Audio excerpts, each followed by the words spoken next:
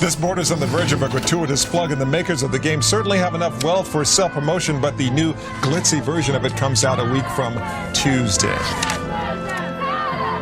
Cataclysm is our biggest and most epic expansion yet.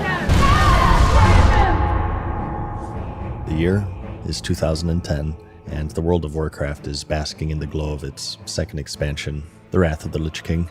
As you would know if you caught episode 6 of the series, Wrath was a juggernaut, to say the least. It was an expansion that evolved its storytelling capability with its delivery of the haunting tale of Arthas Menethil.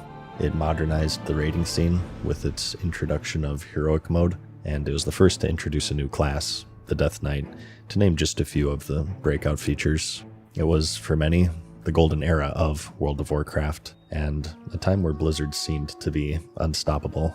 But every story must end, and by the time that Wrath was settling down, Blizzard was ready to shake things up in a more drastic way yet. The Cataclysm, World of Warcraft's third expansion. This wasn't just another chapter, it was a seismic shift that reshaped Azeroth itself. But with great ambition comes great risk, and whereas today, their previous two entries go down as almost unanimously masterpieces, Cataclysm has instead left behind a legacy steeped in controversy, and any mention of it within the community is sure to start a debate. So what was the Cataclysm, and why do many today label it as one of Blizzard's most controversial expansions?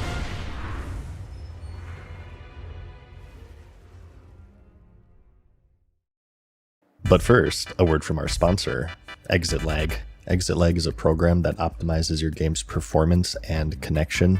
For example, here's a before with classic World of Warcraft. As you can see, my ping is in the 60s, and it's really simple to use. You just go to the website, make an account, download the client, and just like that, you have AI route optimization, dynamic stabilizers, and diagnostic centers.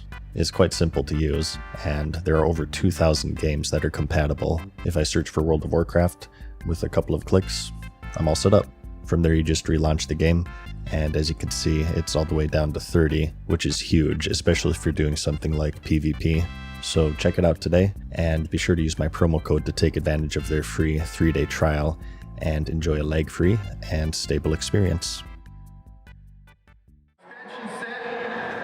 That will very literally change the face of the world of Azeroth as you know it. Ladies and gentlemen, I give you World of Warcraft Cataclysm!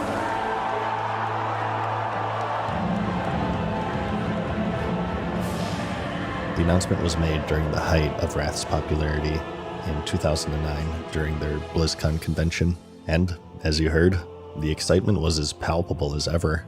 Between the Burning Crusade and Wrath, the thought of a bad expansion was simply an impossibility to the ever-growing player base. The pattern was firmly set. A new expansion releases, it breaks records, and the game just becomes better, and more people join. But this is where problems would first arise, as these grand expectations would cast a looming dark shadow, leaving the question, how could Blizzard possibly exceed these unimaginable expectations set for a video game developer which, at this point, hasn't missed?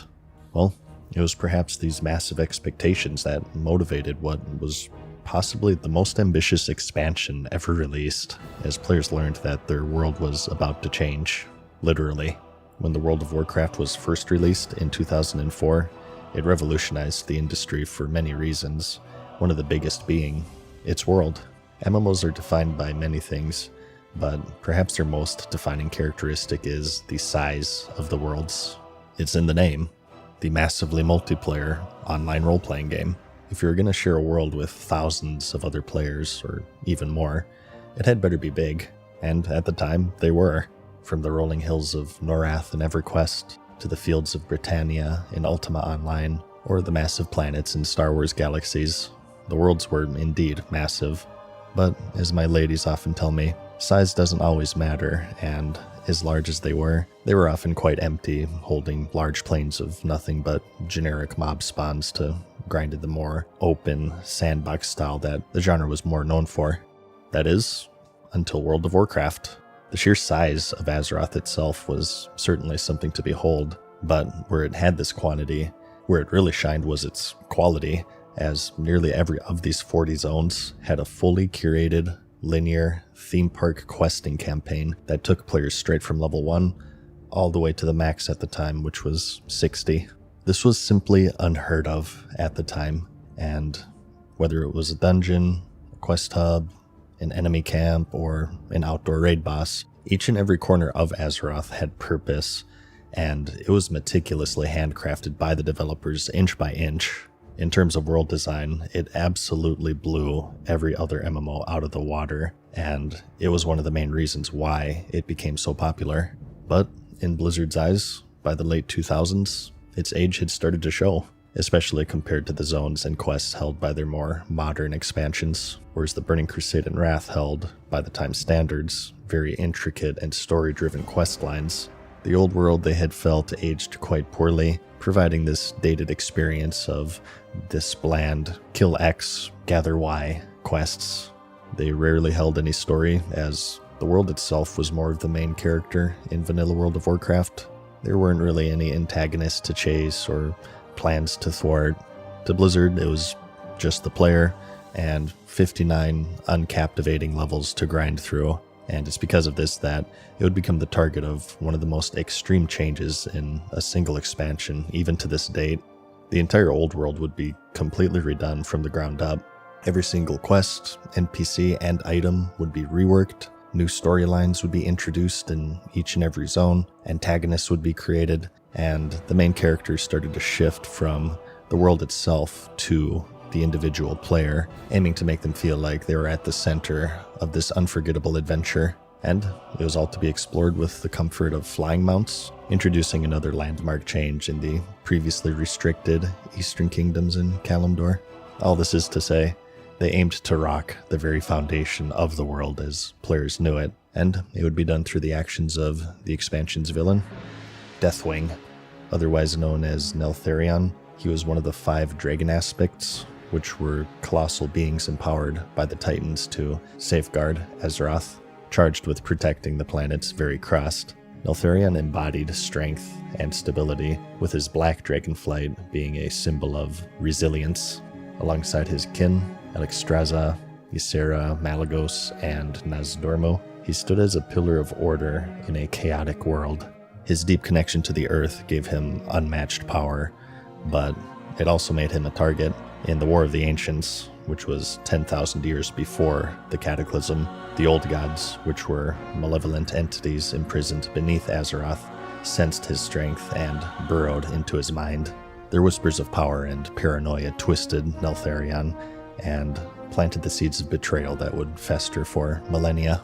By the time of the War of the Ancients, Neltharion's corruption was complete. He crafted an artifact called the Demon Soul, which was a golden disc infused with the power of all of the dragonflights, and it was made under the guise of uniting them against the Burning Legion's invasion. But it was a lie. Manipulated by the old gods, Neltharion used the Demon Soul to dominate his kin, turning against the other aspects and their allies. His skills cracked, molten lava seeped from his wounds as his body mirrored his fractured mind, and he renamed himself Deathwing.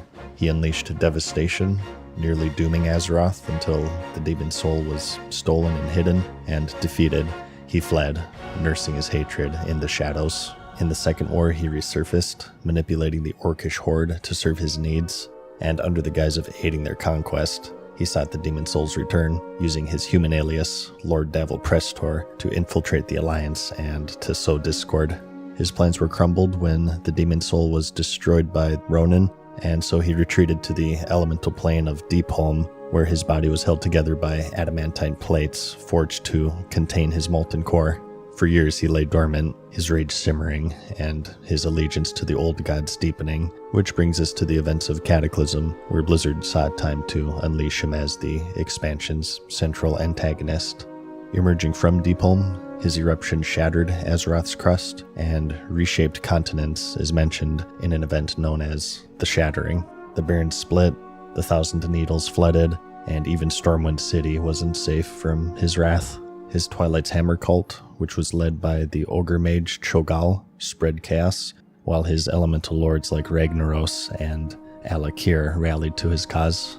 His goal was apocalypse, and to usher in the Hour of Twilight, which is a vision of the old gods where Azeroth would fall to darkness.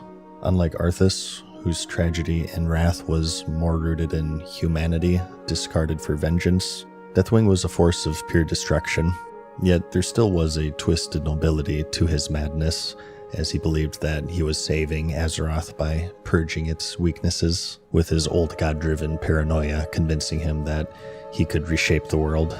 Players would encounter him in a few different ways, eventually as the finale as a raid boss, but first from random zone attacks where he would torch entire areas and also key quest lines revealing his plans.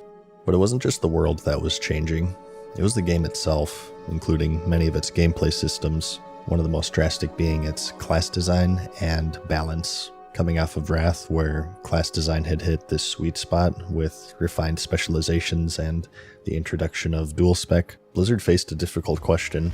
How do you top a system that players already loved? Up until this moment, the classes operated as follows. On character creation, you're offered up a choice of 10 different classes, each with 3 different specializations that allowed you to fine-tune your gameplay to suit your needs. And aside from a select few from talent trees, they all had access to the same spells. For instance, a fire mage was generally better off casting primarily fire spells, but they can still cast a variety of frost and arcane magic should they find the need to do so. This offered a lot of freedom, and it opened the way to unique hybrid builds, but as players became better and more knowledgeable, metagaming was becoming more established. It wasn't 2004 anymore. Social media and database websites were growing and becoming more refined. YouTube was gaining in popularity, which gave convenient access to full video walkthroughs on how to optimize rotations and gameplay. It seemed day by day it was more and more possible to play correctly and incorrectly, and so Blizzard argued that this freedom was really just an illusion, as most players would just default to a few cookie-cutter builds to maximize their performance, and it's because of this is why they were overhauled so drastically in Cataclysm. Now, upon reaching level 10 and selecting their first talent point, players would be forced to choose a specialization and tree to dedicate their first 31 points to before they were allowed to invest into the other 2 trees. Additionally, while the spells for that spec would become more powerful, the player would also now lose access to many of the spells core to the remaining 2 specializations. So now that same fire mage can no longer cast spells such as Frostbolt or arcane missiles. This was a far more rigid structure, and it was done, as explained by the developers, to add more identity to each spec and to provide a more unique gameplay experience, as well as pruning down excessive clutter, which by the 3rd expansion was beginning to get out of control, as it was common and expected that each class would receive new spells and talents. By the time Wrath rolled around, the trees weren't unlike your mom's bush. They were quite massive and growing out of control, they argued.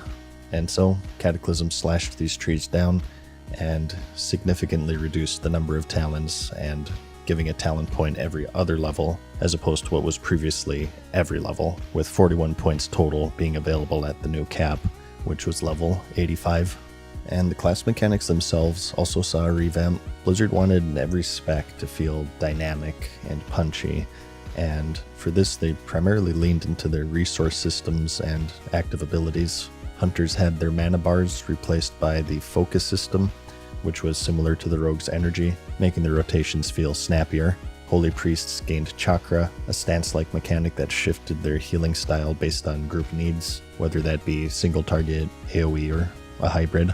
Warlocks saw their soul shards reworked from inventory items to a UI-based resource, and pretty much every spec would see similar drastic changes in this attempt to modernize the class system, and all of this together for many was arguably an even greater change than the reshaping of the world, as it seemed like every class had a major makeover, and it transformed so wildly in the transition from Wrath. Speaking of modernization, gear and stats were also in Blizzard sights. This was something of a slow burn up until this point.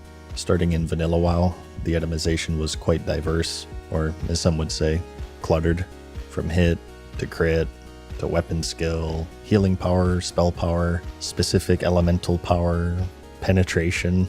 There's almost an overwhelming amount of stats to choose from, and while this has its own benefits, this too was something that Blizzard said fell victim to metagaming, as some of them were outright ignored or unwanted by the majority of the player base, and so, in response, they were either removed or they were merged into other stats into a more one-size-fits-all sort of style, where the chances of obtaining useful gear was now more reliant on its armor type rather than their individual stats, regardless of your specialization, as the itemization saw huge changes in an attempt to adapt to a player base that was becoming more and more knowledgeable as they racked up experience and social media and database websites grew around them.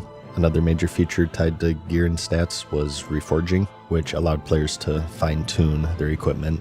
In the major cities, you would visit an NPC who, for a fee, could take any piece of rare or epic quality gear and convert 40% of one of its secondary stats into another. This was released once more to make gear more adaptable and one-size-fits-all, and also for things like hit caps, or just switching a portion of undesirable stats into a better fit for your specialization.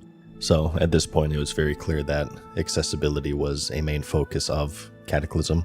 And similar to the Burning Crusade, it would also feature 2 new races, the Worgen for the Alliance and the Goblin for the Horde. Since Warcraft 2, the Goblins have been this neutral entity within the realm of Azeroth and are loyal only to gold, crafting zeppelins, shredders, and bombs. They're known for their cunning and greedy nature, with their home island of Kazan serving as a bustling hub of commerce and shady deals. Long before Cataclysm, they thrived, although their society was a cutthroat corporate ladder, with trade princes like Gallywix ruling through wealth and betrayal. Sound familiar? When Deathwing's emergence triggered volcanic eruptions, their island became a ticking time bomb, and they scrambled to escape, only to be betrayed by Gallywix, who sold them into slavery.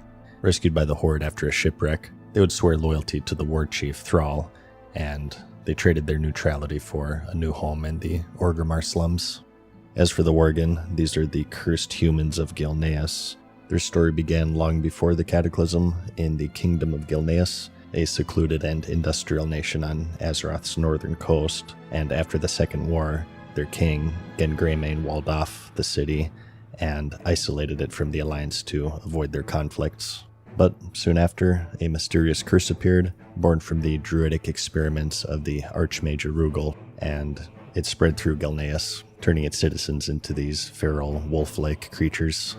Those afflicted fought to retain their humanity, and were aided by the Night Elf Kaldore, who offered a ritual to balance their feral and human sides. When Deathwing struck, the Forsaken invaded Gilneas, and forced them to flee and to rejoin the Alliance.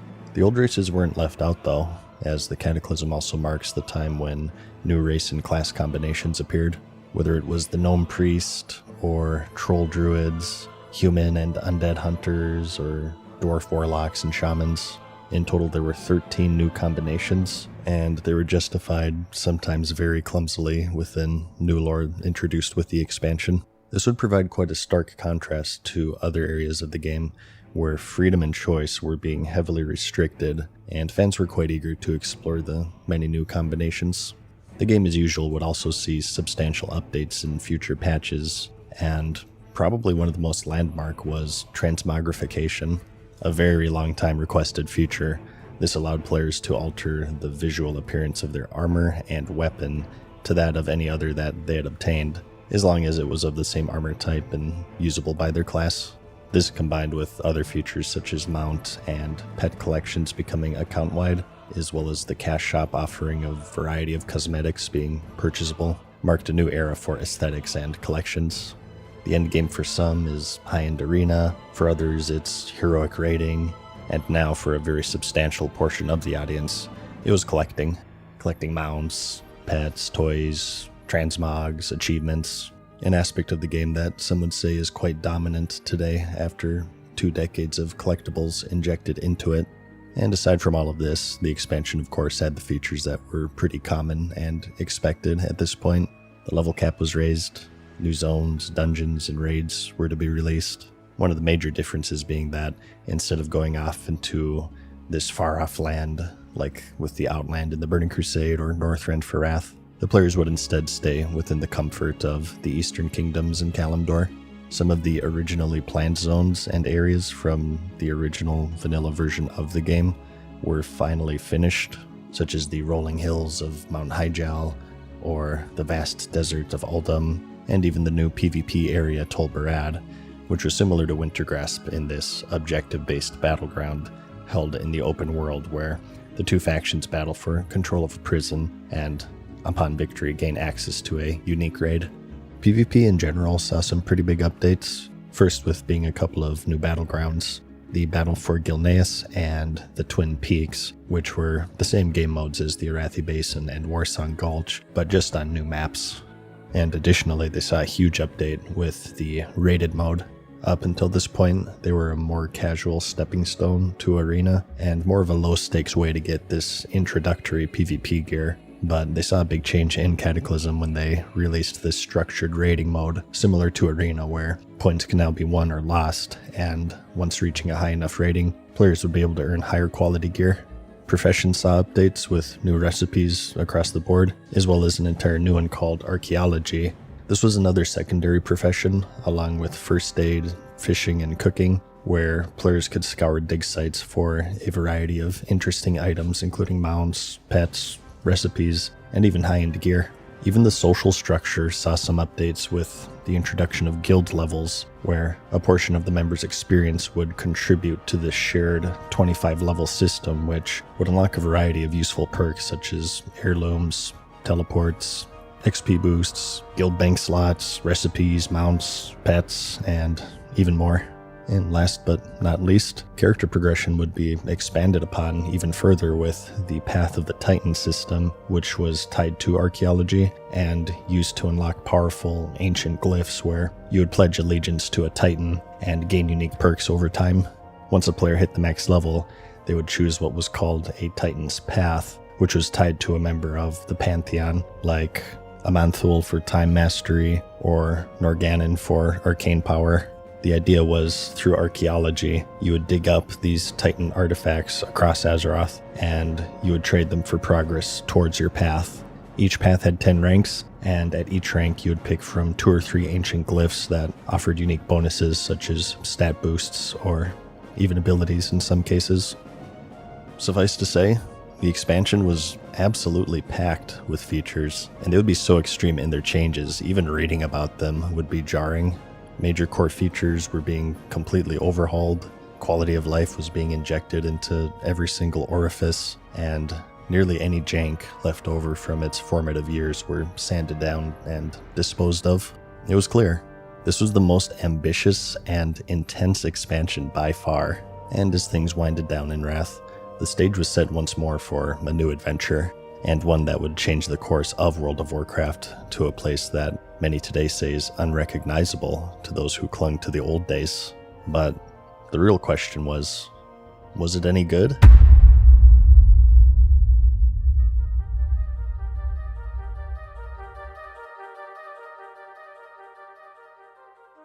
Normally, at this point, I would talk about people lining up in front of stores, eager to get their hands on a copy of the expansion, but appropriately, this would be the first jarring difference, as 2010 also marked the era where digital downloads were becoming more and more common. People had upgraded from their 56K modems at this point and had transitioned to high-speed internet, allowing for games to be downloaded digitally. There were still midnight releases, but with these new capabilities and a large portion of the player base suffering from social anxiety, the spectacle of a new expansion launch was primarily held within households instead of big box game stores. That being said, launch day issues still persisted, as was common and expected. It wasn't anything out of the ordinary though, and once players inevitably passed the login screen boss, they embarked on a new adventure. They explored the new zones, they got roasted quite nicely by Deathwing himself, and started to experience the expansion's many features. As for the story and the questing, following suit with Wrath, it continued this very story-driven theme by establishing villains and sub-villains, with each zone having this structured story to unravel. Largely due to the great reception in Wrath, The in-game cutscenes and cinematics were quite common at this point, and it would thrust the game even further into this storytelling narrative and leading players through very long quest chains, 5-player dungeons, and of course endgame raiding. The dungeons, particularly heroics, are remembered today as being quite difficult. One of the criticisms with Wrath was that it followed suit with the Burning Crusade by awarding epics, but without intense reputation grinding required to enter. Combining this with the fact that they were just far easier in general, these once epic items were now quite trivial to come by, as many of the player base started to referring to them as welfare epics. And so in Cataclysm, while reputation still wasn't required to enter, their difficulty was increased greatly, and they provided quite a stiff challenge, especially in the early weeks of the expansion launch. Between this and all of the dungeons prior to Wrath being added to the Dungeon Finder system, as well as a couple being remade with the old world, Cataclysm was quite an active expansion, in fact, for those who enjoyed dabbling in 5-player content. As for the raids, they followed the route set by Wrath, offering 2 sizes, 10 and 25 man, with 2 difficulty modes, normal and heroic. Similar to its predecessor, normal was a much more accessible version of raiding compared to the raids of yesteryear in the Burning Crusade and vanilla, and those seeking a greater challenge and therefore greater rewards would be funneled into the heroic mode, where the bosses and enemies had more health, dealt more damage, and even gained new mechanics. As for the actual fights, they're as polished as ever.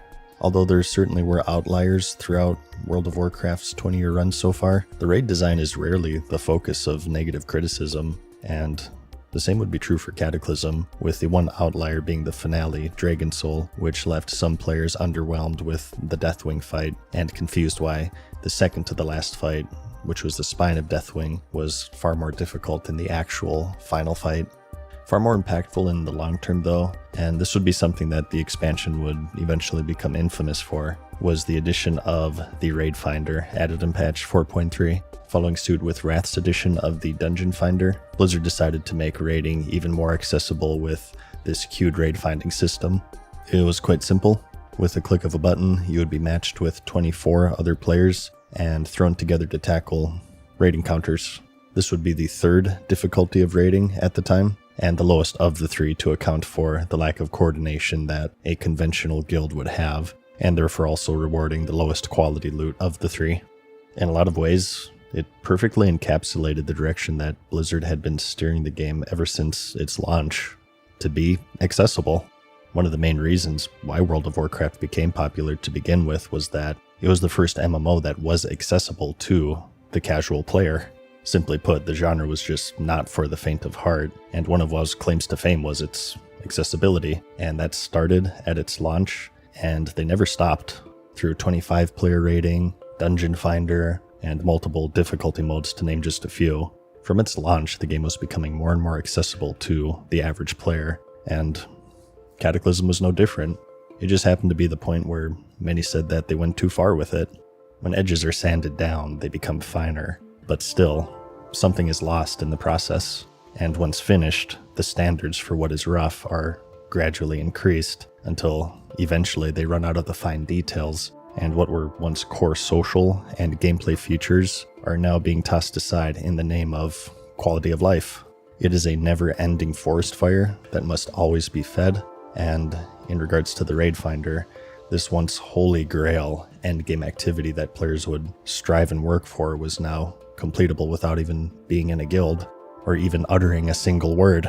There's simply no more communication or coordination or teamwork involved to see everything that the game had to offer. And appropriately, they awarded the lowest quality gear, but being able to say that you, quote, completed an expansion and saw the full story, which was now a massive part of the game, it was no longer an achievement.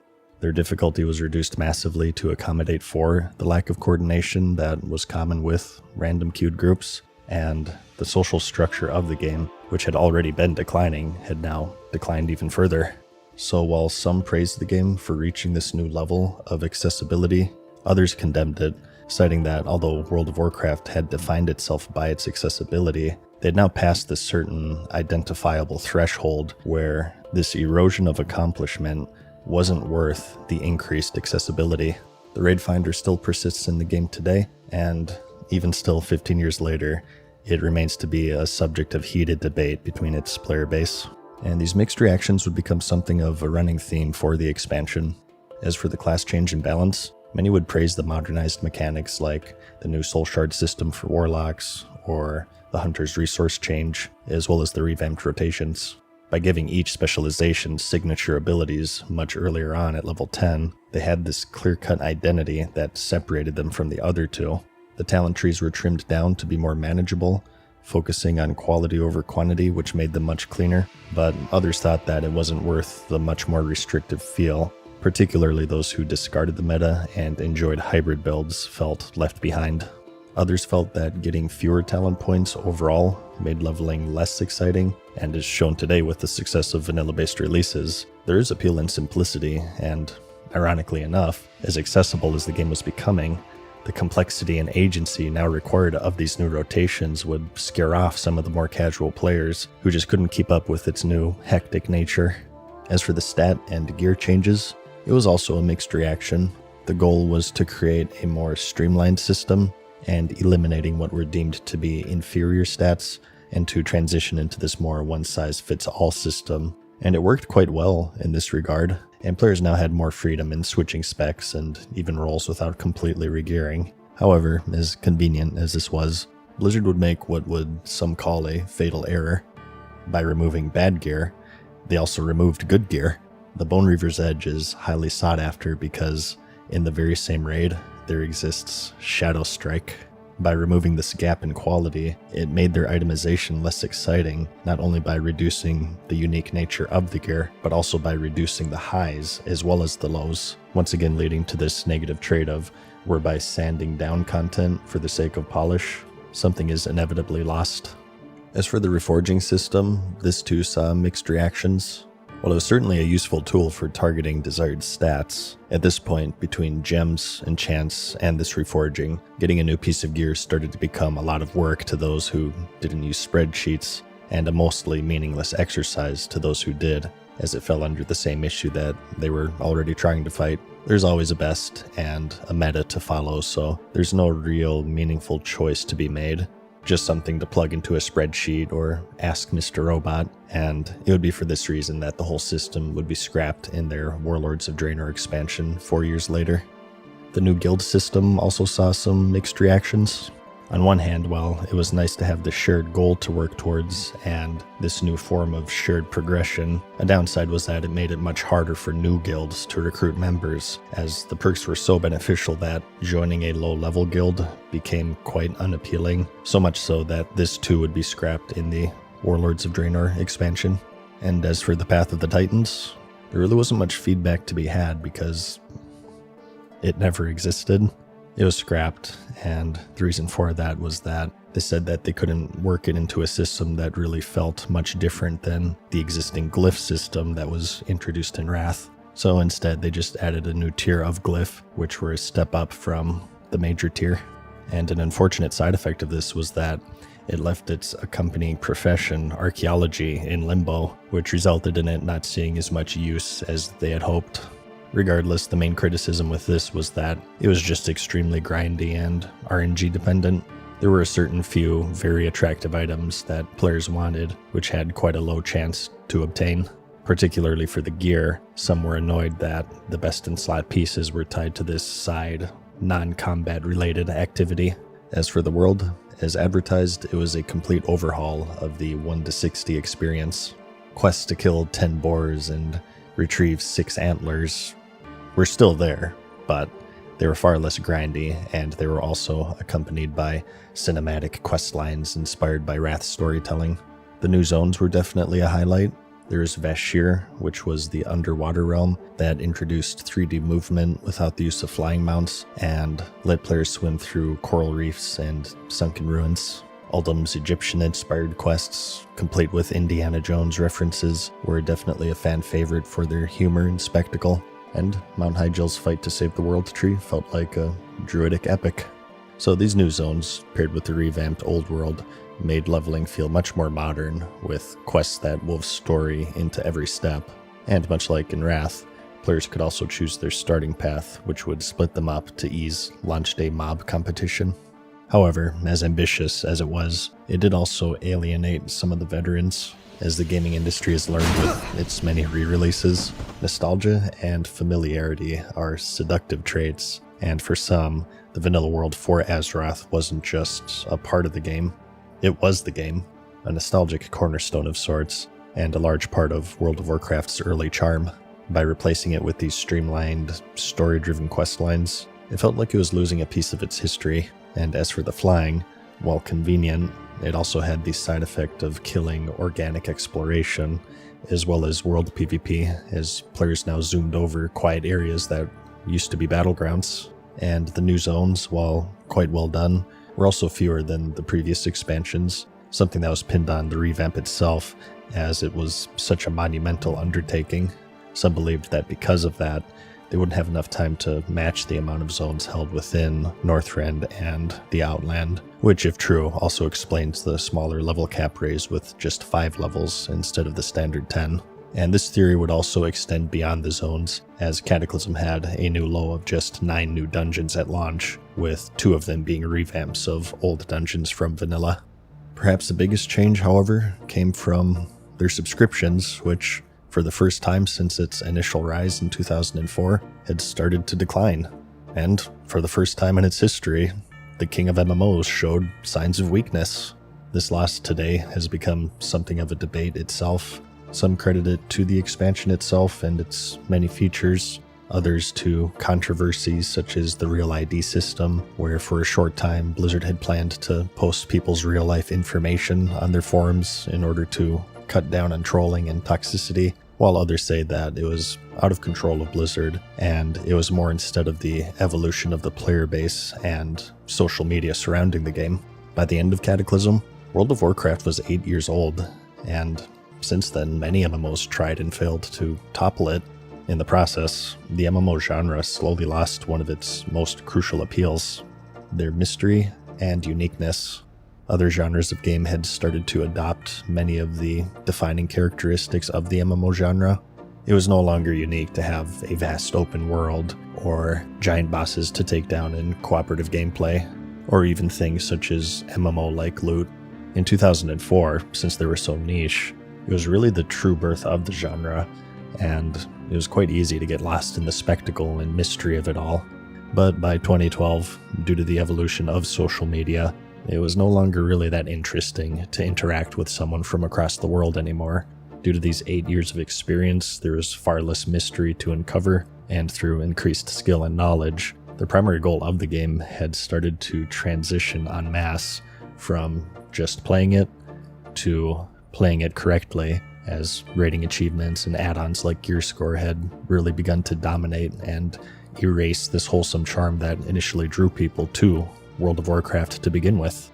In those 8 years, teenagers became young adults. They started moving on with their lives, exited college and entered the workforce, exchanged fluids, became parents, and what little remained of their once beloved MMO was almost unrecognizable at this point due to the overwhelming amount of changes that it received in one fell swoop. Even down to the method of acquiring it was different. And while much of this is up for debate, what isn't is that Cataclysm is controversial. Those who dislike it don't even necessarily do so for what it is, but more for what it represents. By itself in a vacuum, it's not a bad expansion. While it certainly wasn't perfect, it did have all of the features and bells and whistles that one would come to expect from a theme park MMO, along with a hefty amount of polish.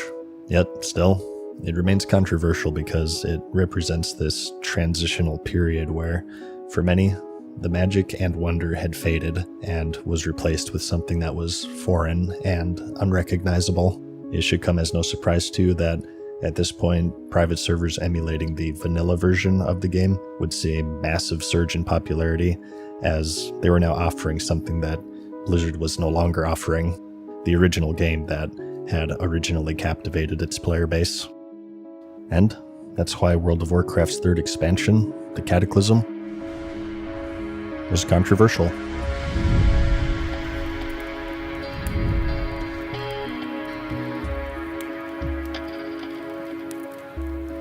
Farewell for now, mortals.